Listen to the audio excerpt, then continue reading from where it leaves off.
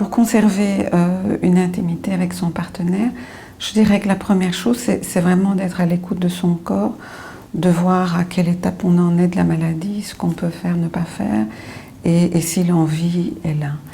Ensuite, la chose qui est très importante aussi, c'est la communication au sein du couple.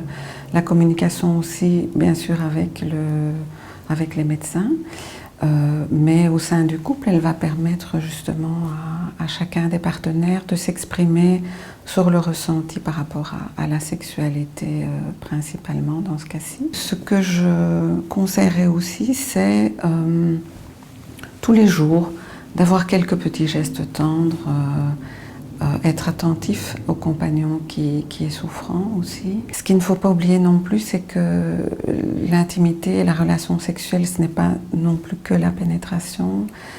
Il y a plein de choses autour, les regards, les gestes tendres dont je parlais, le sexe oral aussi, autant de choses qui peuvent amener énormément de plaisir au sein du couple, évidemment qu'il ne faut pas négliger.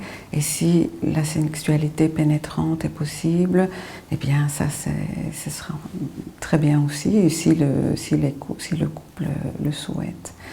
Ce qui est important aussi, c'est d'avoir une série d'activités à l'extérieur, de voir ses amis, de faire une activité qu'on aime, de profiter de tous les petits plaisirs et de se soigner aussi, parce que ce sont des éléments qui vont favoriser l'estime de soi et la conservation aussi d'une bonne image de soi.